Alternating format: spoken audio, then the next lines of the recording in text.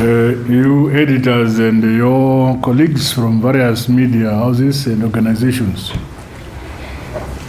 I want to warmly welcome you to State House.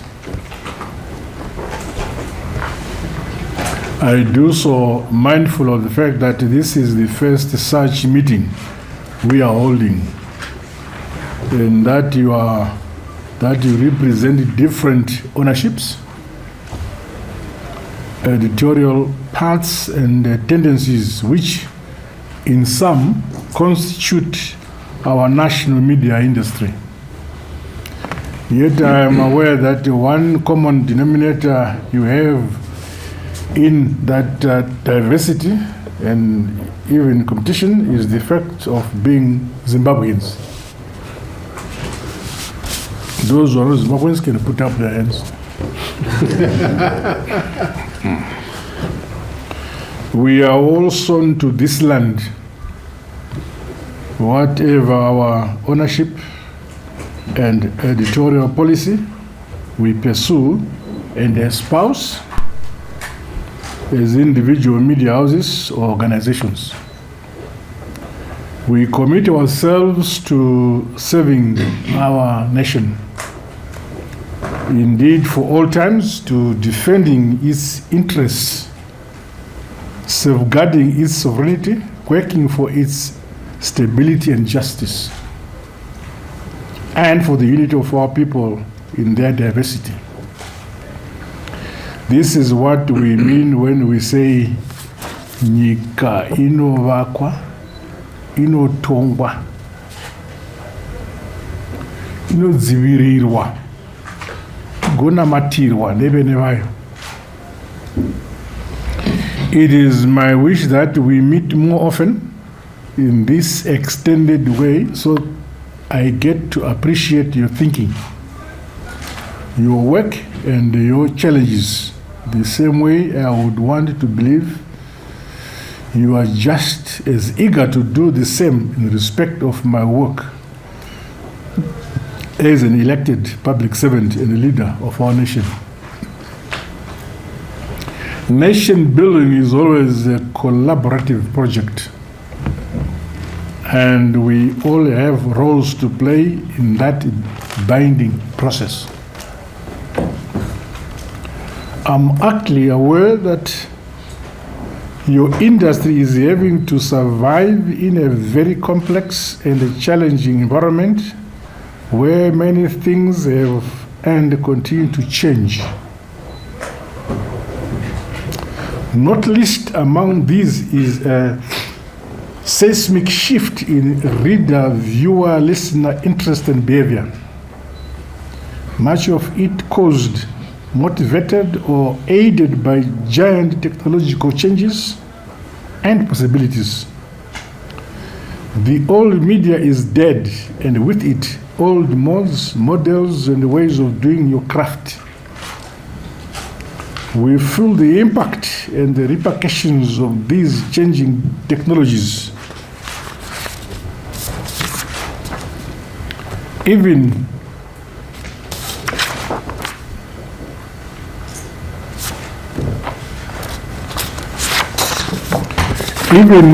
in our own sphere of government, which is supposed to be stable and traditionally change averse. Things are no longer the same for everyone, and never will ever be. All sectors are having to adjust, not least your own. Only a few days ago, I made new appointments to our government, which included a portfolio I never thought I would think about a few years ago. Big nations think they now have the prerogative of planning their economies with our resources in mind. It is as if national boundaries have been collapsed in their favor, evidenced by emerging laws on critical minerals which foreign blocs are drafting, but with African resources in mind. This is an emerging threat we now have to contend with. Just looking at your products, I can see a similar strain from those big changes as they impact on your profession and your industry. I'm very keen to hear from you who are in the cockpit and get your thoughts on how government should assist so you survive the headwinds of this global change. Government values a vibrant media industry. That vibrancy is underwritten by viability of the media as individual businesses. Above all, our national media are part of our institutional identity makers. They must be sovereign and self-determining in thought, expression, and in the interests they express and defend. Comrades, we meet at a time when there are many developments in our economy, some good and some bad. As interpreters of our society, you face these developments daily as you process your copy for your readers. What that means is that you must and deserve to be well informed in respect of the immediate world about you. So you report from knowledge and understanding for the benefit of the reading or reviewing or viewing public. The more reason we must meet more often so we share perspectives on this critical matter. We make policies, you report and comment on them. That makes us partners.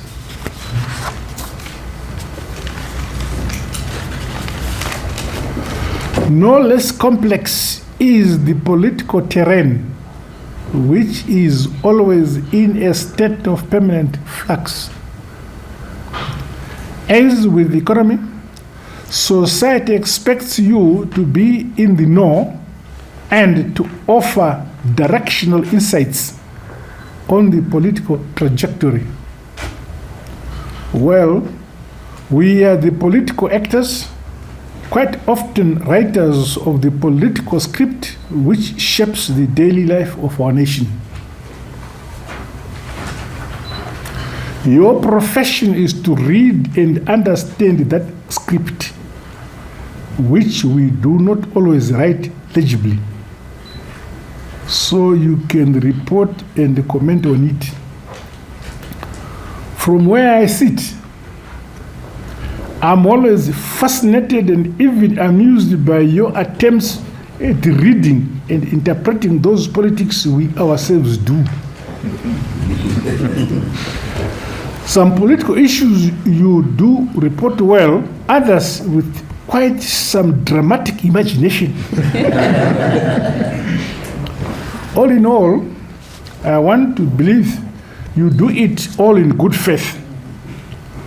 Once there is purity of motive, which is to inform and serve the national interest, even lapses and failures, which are inevitable from time to time, will always have a ring of dignity and the gallantry about them. I am hopeful that after today's session and many more such sessions in future, the chasm between us as actors and you as observers and interpreters progressively narrows. Your capacity to handle political copy must continually improve so our citizens, who are your readers, are better informed. Another area you might find vexatious relate to foreign affairs. You do not need to feel inadequate about such vexations. Even I, as your president, daily am having to grapple with buffeting developments happening worldwide. We are on the cusp of a new world order where the hitherto old and familiar now looks challenged and dying, while the new and emerging is still too unclear and even too shapeless for us to grasp what it is. Key actors in global affairs now follow templates which they invent as they go. Templates which only make sense by hindsight. Being a young African developing nation, we have no pretensions to authoring this emerging world order, not even playing midwifery to it. Yet we have to influence, survive, and live in it.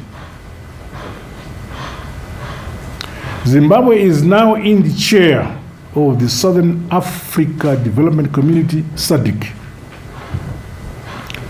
I want to formally thank you all for the role you played towards making the SADC summit held last year such a resounding success. What our chairmanship means is that we have to help our region navigate through these tumultuous global times whose echoes daily reverberate in our own region. It could be by way of electoral politics, it could be by way of foreign interests seeking to coercively influence our region, or a part of it. Indeed, it could be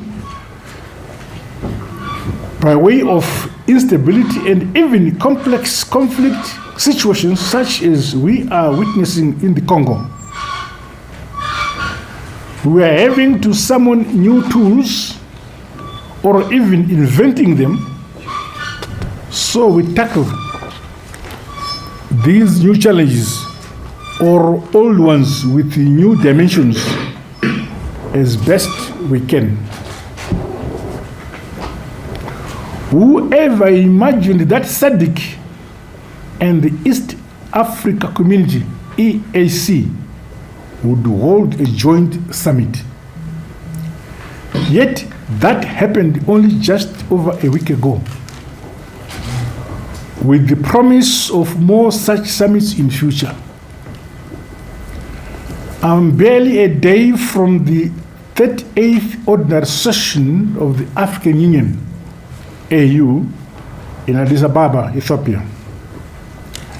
We are having to cope with many changes and challenges, and are having to chart new trajectories as nations, sub-regions, and as a continent.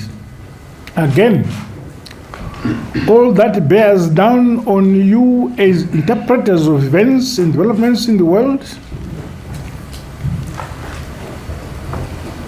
I read that again. Again, all that bears down on you as interpreters of events and developments in the world. This is the more reason we must meet more often, so we share notes and perspectives, and so we constantly update each other on these and more developments, always breaking out.